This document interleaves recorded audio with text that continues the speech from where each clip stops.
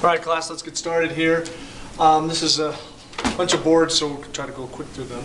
Topic is totalitarianism. Essential question, how did totalitarianism change Eastern Europe? And it wasn't only Eastern Europe, it was also Germany and fascist Italy. But when we're talking about totalitarianism, a lot of times we're talking about communist regimes. Conservative authoritarianism. After World War I, the conservative government began to come back in some countries, so there was a pushback from the conservatives. The regime sought to prevent major changes from undermining existing social order. Tools of totalitarianism: censorship, indoctrination, and terror.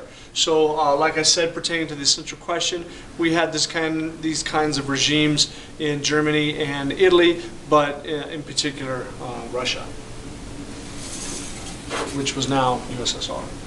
All right, Soviet Union. Lenin's view of a communist government, different than Marx. Marx, no dictatorship. So Lenin thought that there should be one leader. He should be completely control all aspects of people's lives, and that was the dictator. And that is what Lenin believed, and what got USSR going.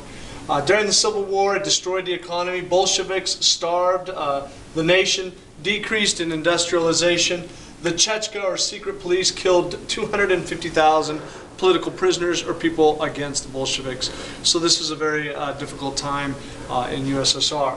The new economic policy, 1921 to 28, was started by Lenin, but he passed away in 24. But there were improvements in the economy, but it was all government run. So this is the first time that the entire country was run by the government.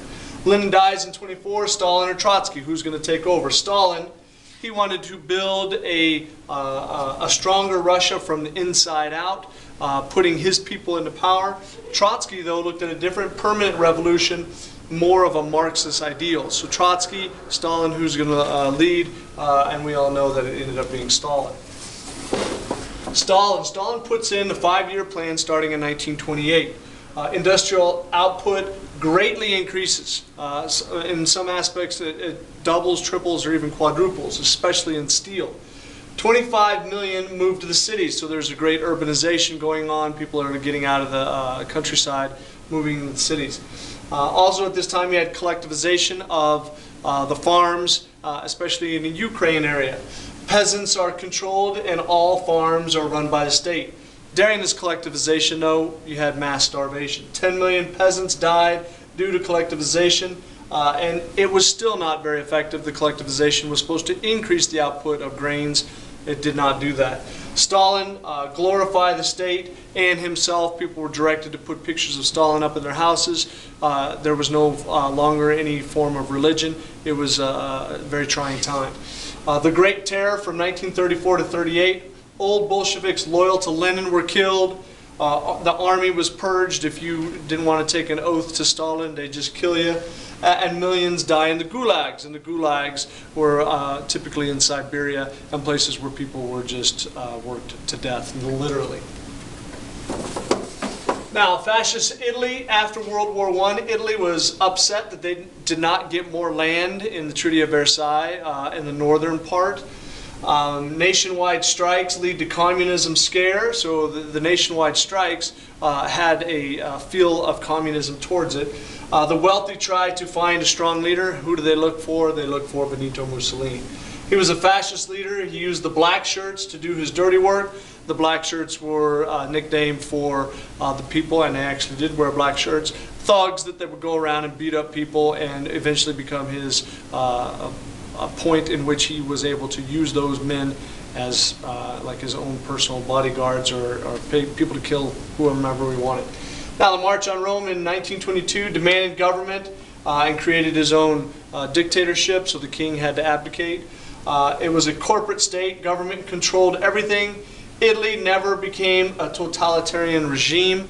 It did not go on to killing sprees that Nazi Germany would go on, and it was, put into check by some of the wealthy in Italy. But nevertheless, it was a fascist dictator state. Italy did not have the ruthless police state. The Lantern Pact of 1929. The Pope given $92 million for church lands.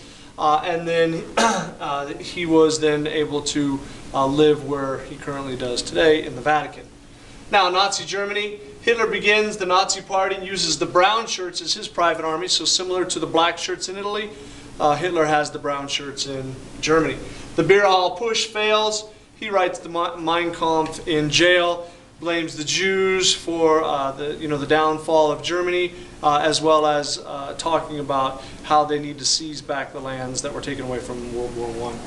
The Weimar Republic falls due to bad economy, and they were doomed from the start. 43% people out of a job and unemployment in early 1930s.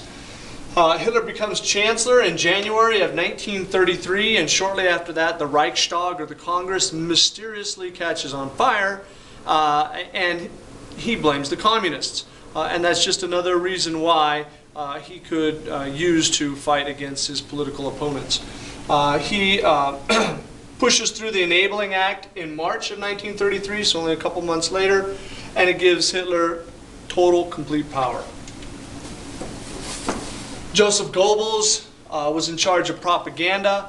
He started a campaign against the Jews, but also glorifying the state. In June of 1934, the Night of Long Knives, Hitler kills thousands of his own men, people that had supported him, that he did not trust. He thought that they might try to stab him in the back or something. So he had them killed in the middle of the night.